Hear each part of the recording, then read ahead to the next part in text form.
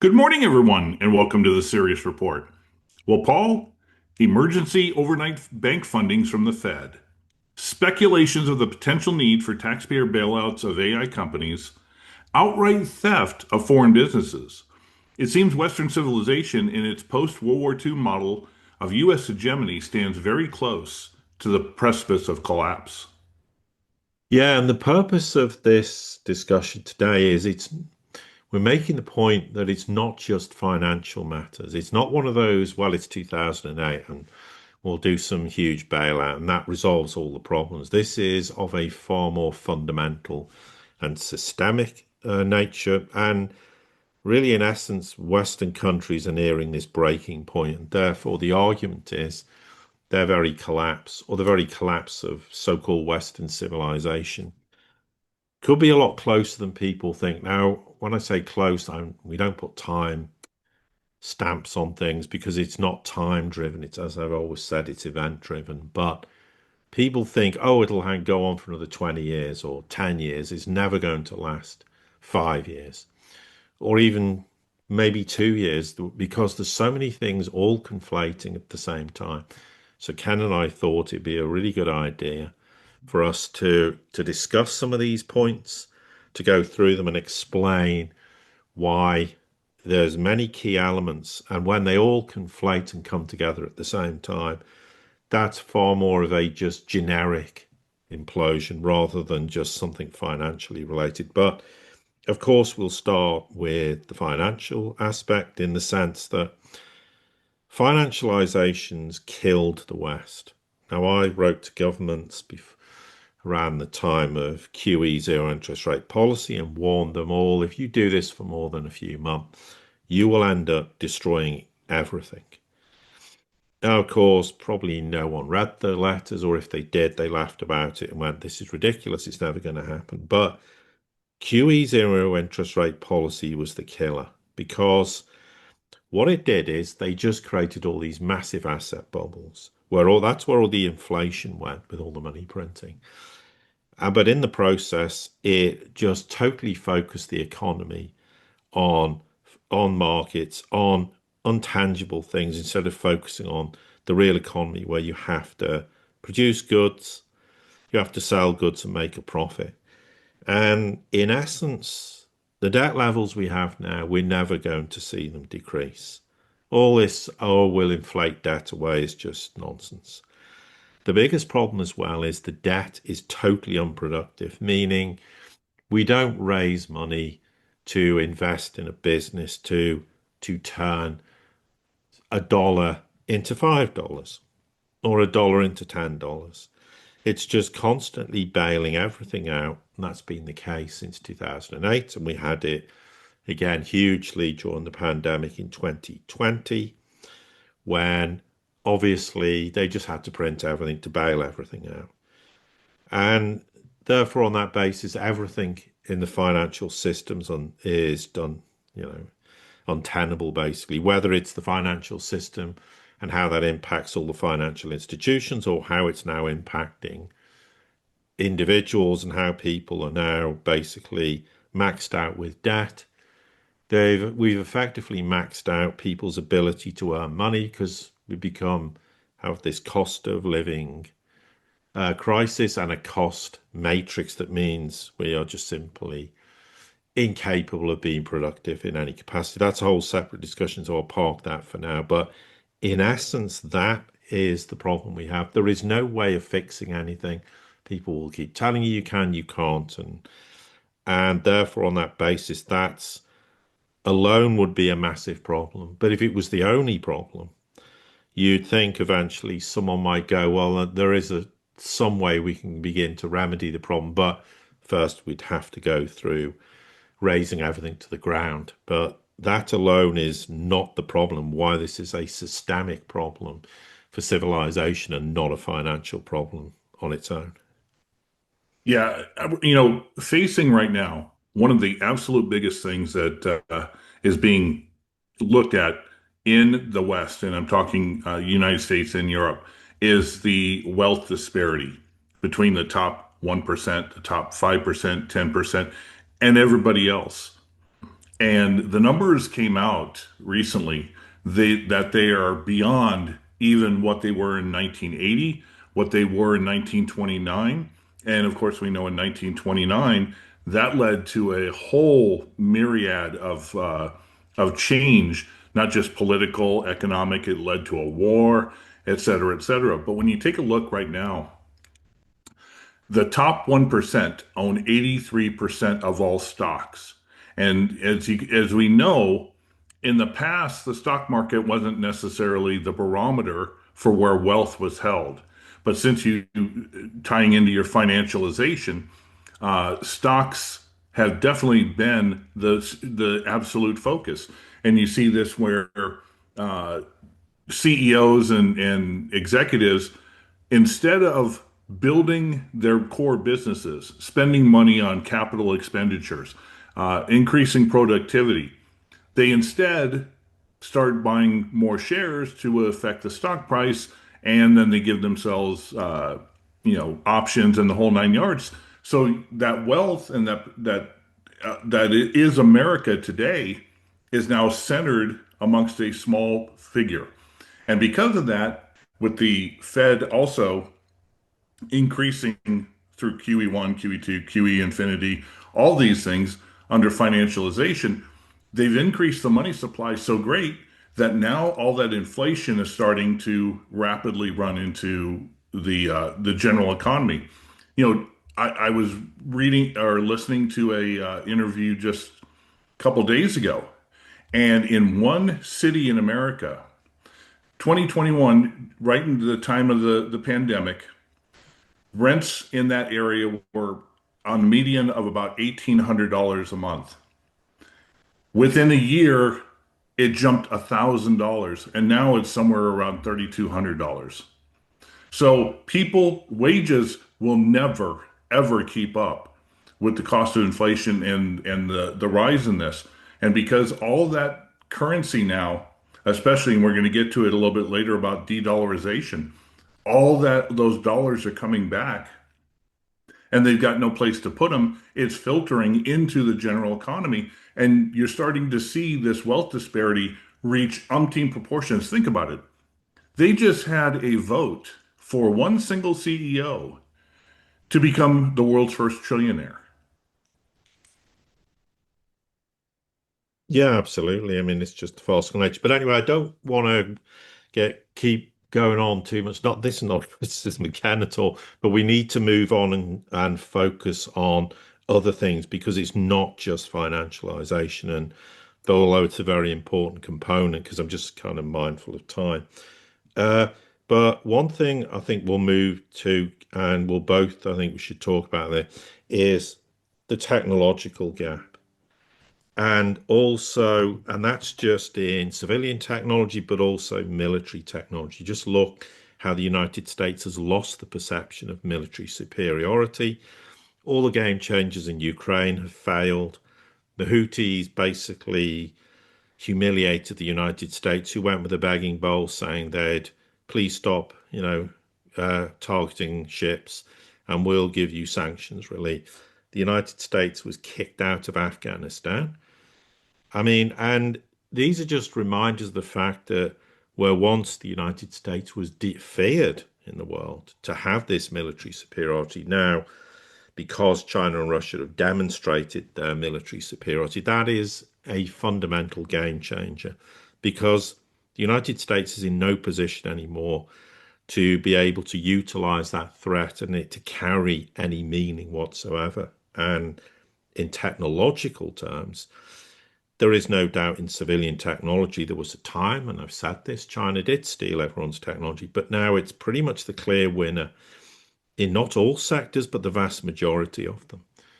And the United States can't compete with them, which is why you've had venture capitalists, you've had businesses going to China they've looked at their business model, they look at how they've optimized them, how everything's run efficiently, how they've got this basically very cheap cost matrix, how the cost of living matrix is cheap in China. And we can't compete because China produces a widget for $1. We produce it for 10. Who's going to win? The Chinese are, and China's also because the United States thought they could destroy them technologically and failed. It just incentivized China to put their foot hard down on the accelerator and start to develop even semiconductors, to develop technologies in the AI sector, etc., etc. And they are winning in something like 58 out of 64 uh, technological areas. And that's not going to change. And that again is a civilizational change that we've never seen because the United States did always lead technologically. Yeah, and bringing on that point, there was an interesting post that was made regarding 10 key hidden giant companies that China has that nobody hears about. You hear about Huawei, you hear about a number of the others, but there's 10 key ones that pretty much supersede and control and dominate in the industry worldwide that the United States can't even come close to. I'm not going to get into all of them, but one has to deal with shipbuilding. And as a matter of fact, in the first quarter of this year, China was ranked first in the world in shipbuilding volume. Then you move over to a global tunnel boring machine industry. Then, of course, we already know about AI, and that's been a big thing because the U.S., especially the current administration, has put tons and tons and tons of effort and money into building all this AI, or at least talking about it, and all the data centers and that. And when you look at the fact that China is either equivalent to what the United States is currently at AI or surpassed in some areas, and they've spent less than or more, 1/6 of the money, and they have the infrastructure and they have the energy. These are two things the United States doesn't have. So it's unfortunate in the West that they've pushed this AI boondoggle. Some may call it a bubble, but they have no idea or concept of how they're actually going to facilitate it. And in the end, if you spend and dedicated trillions of dollars to something that's going to inevitably fail, then you're pretty much taking everything of your GDP, your productivity, your industry, and throwing it down the toilet, and it's over.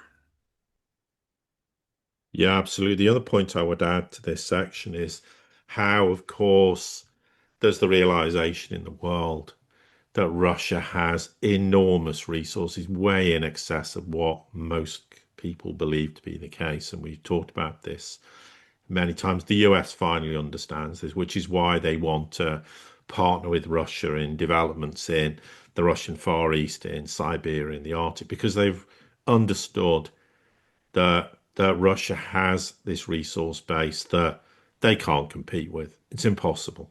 And they never will be. And that again is a massive civilizational change because, if you have access to resources and other countries don't the same, then that's going to be an enormous pivot on in terms of what's going to happen in the world in future. And this is another symptom of why this is more than just financialization and the economy. In that sense, it's to do with this huge change technologically, and that's militarily and in civilian tech. And another point I know you were going to mention, Ken, was this loss of competitiveness in manufacturing. Yeah, there's three interesting things that have happened over the past couple of months that it's just insane to even think about the West would have done this. Obviously, we've talked about and did a video on Nexperia, where Europe just decides we're going to go ahead and just take it, you know. And even China came out using the word theft, which is something diplomatically they would never do unless it was egregious. Then we have where the U.S. Forced a Chinese solar company in the America, Trina, to sell to another company. Then they rebranded themselves. And then, of course, we have the instance where uh, it appears that the social media companies, all these trillion-dollar or nearly trillion-dollar companies, can't compete with TikTok. So they have to force China or Singapore to sell TikTok to the United States. So the U.S. now is getting to the point, and we already know with Europe, they've done all these fines against U.S. technology companies because they can't compete. That's really what it's all about. And then, of course, now the United States is getting to a point they can't compete with China or the global South. So they're either forcing sales or confiscating. And then we have what's happened in the last few weeks geopolitically, where President Trump tweeted out that, yeah, we'd love to see, take Venezuela. They've got all that oil. We'd love the oil. And then, of course, Nigeria is one of the bigger OPEC nations. So is really it about religion, persecution, or is it about something else? So we're seeing the United States now start using its military and its diplomatic powers to try to confiscate other sovereign entities. And that really just says that they can no longer compete and they certainly can't reindustrialize. No, absolutely. And that's the important point that people keep going about the US reindustrializing. Well, as Ken's just pointed out, that's absolutely the case. Now, another point, and this is not a recent issue, is the endless kind of nonsense we've seen in the mass media and in official statements by Western governments. But it's getting, for me, exponentially worse. And this is a kind of key end of civilizational kind of situation where it's not just anymore kind of telling us half truths or propaganda. They're the kind of ridiculous lies that more and more people are looking at and going, this is just so ridiculous.